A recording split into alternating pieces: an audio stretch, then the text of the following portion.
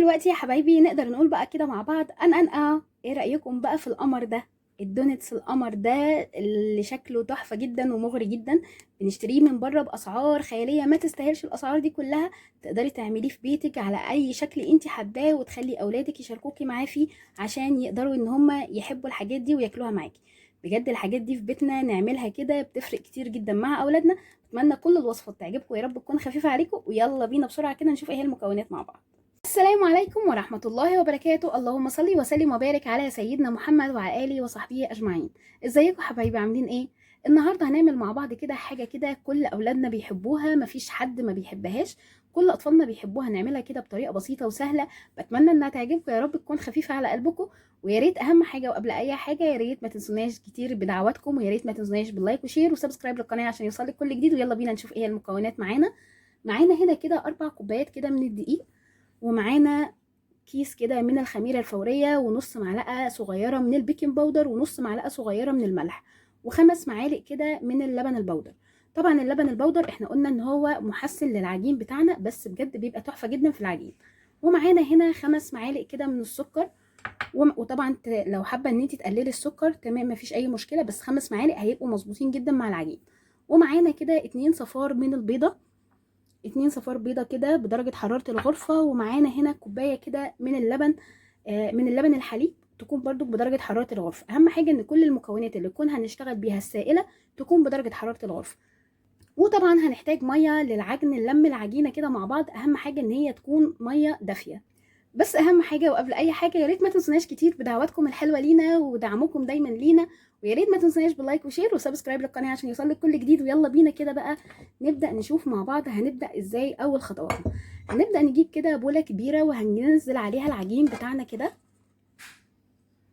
اهم حاجه هنا في الخطوه دي ان احنا نكون معايرين الدقيق بتاعنا كويس جدا. هنبدا ننزل بالسكر بتاعنا وكل المواد البودر بتاعتنا كده، الملح والخميرة واللبن البودر والسكر والبيكنج باودر وذرة الملح. وهنبدأ ننزل كده بيهم بقى كده بالبيضتين بتوعنا كده. طبعا احنا ما خدناش الا صفار البيض. وهنبدأ ننزل باللبن بتاعنا، وهنبدأ نلم كل المكونات دي مع بعض ونرجع تاني مع بعض. اهم حاجة يا ريت ما تروحوش في اي حتة، ويا ريت ما تنسونيش في اللايك وشير وسبسكرايب للقناة عشان يوصلك كل جديد. خليكم معايا للاخر. طبعا بعد ما نزلنا كل المكونات كده عليها، هنبدأ نقلبهم كده مع بعضهم كده قبل ما نلم العجينة كده. الحاجات دي والله مش مستاهلة خالص ان احنا نشتريها من بره لولادنا. بجد الحاجات دي سهلة جدا ان احنا نعملها لولادنا في بيتنا، بجد بطريقة نظيفة وبطريقة حلوة. اتمنى ان الوصفة تعجبكم وتكون خفيفة على قلبكم. كده احنا خلاص قلبناها كده، دمجنا كده كل المكونات بتاعتنا كده كلها مع بعض. وطبعا ذرة الملح ما تكونش كتيرة علشان خاطر ما تبقاش باينه معانا في الدونتس بتاعنا. هنعملها كده بطريقه بسيطه وجميله بجد. بتمنى انها تعجبكم يا رب العالمين. هنفضل نقلب فيها كده. طبعا مش هنقلب كتير، وهنجيب الميه الفتره بتاعتنا ونرجع تاني مع بعض. وهنا كده هننزل عليها كده بالميه الفتره بتاعتنا، وهنبدا ان احنا نقلبها كده في العجين بتاعنا عشان نلم العجين بتاعنا كده كله. وكده مش هنحتاج لاي اضافات تاني خالص. هنبدا بقى ان احنا نلم العجينه بتاعتنا كده ونرجع تاني مع بعض. وهنا كده يا حبايبي لمينا العجينه بتاعتنا كده خلاص، وبقت معانا شبه ملزقه كده بسيطه. خلصت على كده؟ لا لا لا لسه. تعالي يلا بينا نشوف هنكملها ازاي مع بعض.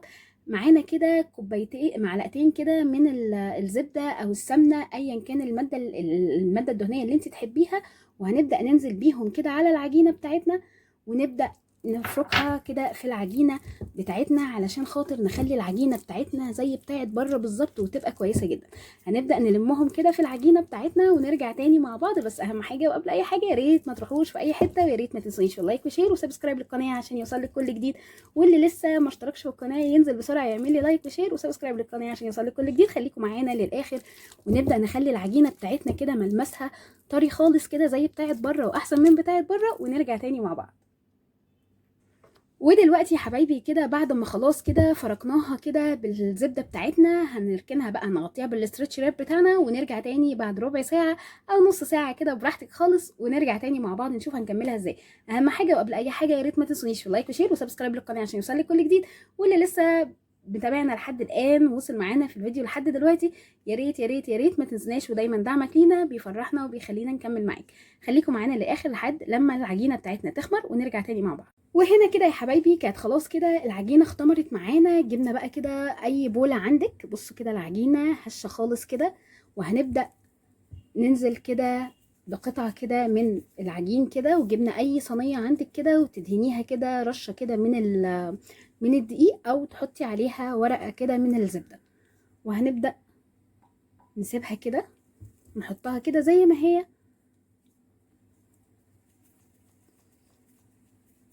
طبعا ممكن تفرديها، وممكن ان انتي تفرديها وتقطعيها زي ما انتي عايزه، بس كده اسهل بكتير ان انتي تعمليها.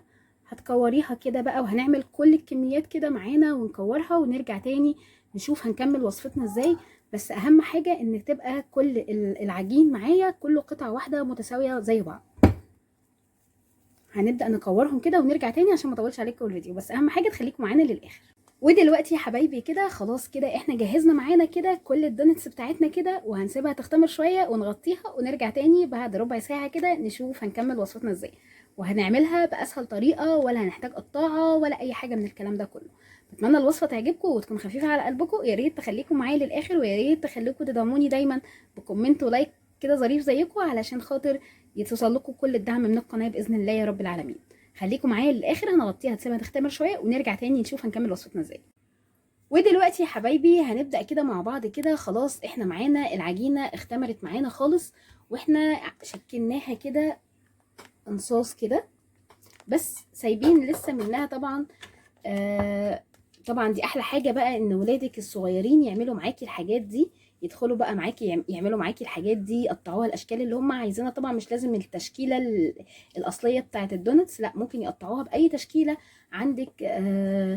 النجوم والحاجات دي كلها طبعا هما اللي يختاروا التقطيعه بتاعتها. فانا كده بنوتي حبيبتي كده دخلت معايا، وقامت هي بقى ايه عايزه هي اللي تعملها وتقطعها، فانا سايباها بقى هي كده دلوقتي تعملها كده وتقطعها هي وتشكلها التشكيله اللي هي عايزاها، ونبدا احنا نحمر الحبه الحلوين اللي احنا شكلناهم دول. طبعا احنا بنقطعها وبعدين بنسيبها تختمر خالص، وبعدين تبقى بالشكل القمر ده. طبعا هي مقطعه على كل الاشكال. انا هنا كده مخليه الزيت كده يغلي يسخن معانا بس كده، ويبقى سخن كده، ونبدأ نحمر معانا الدوناتس بتاعنا. وهنا كده بنوتي كده دلوقتي هي بتعمل كده العجينة. طبعا دي احلى حاجة تخليهم ياكلوا الحاجة بقى كده وهم مبسوطين وراضيين.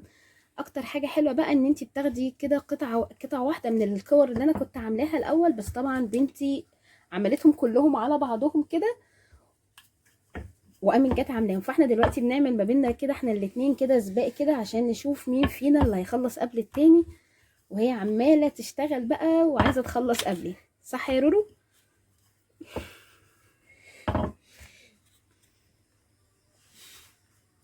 هي مش عايزه تعمل على شكل الاشكال العاديه خالص، هي عايزه تقطعها كده ايه على شكل ستار كده. طبعا انا هنا كده معايا كده القطاعه دي كده، بقطعها كده كور كده دوريات كده على شكلها. ومعايا طبعا اللي ما عندوش قطعة الدوناتس طبعا يتصرف، ده غطا كده، غطا ازازة عادي، تقومي جاية قطعاها كده من النص. وطبعا هنسيبها لحد لما تختمر شوية، وبعدين نرجع تاني ونعملها. طبعا هنشوف الحاجات بقى اللي بنوتي الحلوة دي عاملاها، بصوا كده هي عاملاها على شكل ستار.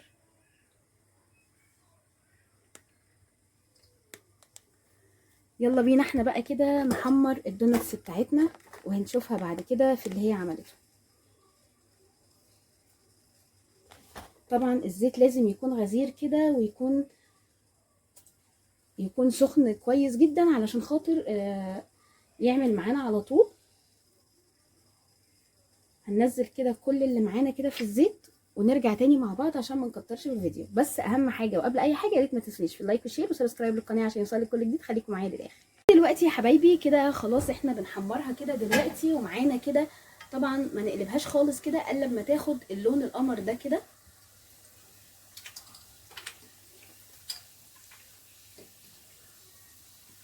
لازم نستنى عليها كده لحد لما تاخد كل اللون بتاعها الذهبي كده، اللون الكريسبي كده، ونبدا نقلبها على الناحيه التانية. ما نقعدش نقلبها كل شويه، لازم تاخد اللونين كده ويا بعض وبعد كده نرجع تاني ونشوفها واحنا بنزوقها كده ونحط عليها الشوكليت بتاعتها ونرجع تاني ونشوفها هتبقى عامله ازاي. طبعا الاستاذه ريتال شغاله دلوقتي وهي طبعا عملت الشويه دول، هنسيبهم كده لحد ما يختمروا ونرجع تاني علشان نحمرهم مع بعض. بتمنى كل الوصفات تبقى خفيفه على قلبكم، بتمنى يا رب كل اللي بنقدمه يكون خفيف على قلبكم يا رب العالمين. يا ريت ما تنسوناش في لايك وشير وسبسكرايب للقناه عشان يوصلك كل جديد. خليكم معانا للاخر. ودلوقتي يا حبايبي ده كده شكل الدوناتس بتاعنا كده بعد ما طلعناه اهو، هشه خالص كده. هنبدا ان احنا نزوقه معانا كده بالشوكليت، اي بقى صوص انت بتحبوه، اي حاجه. بصوا كده طعمه تحفه وظابطين السكر بتاعه، طبعا ضامنين نظافته وضامنين كل حاجه فيه.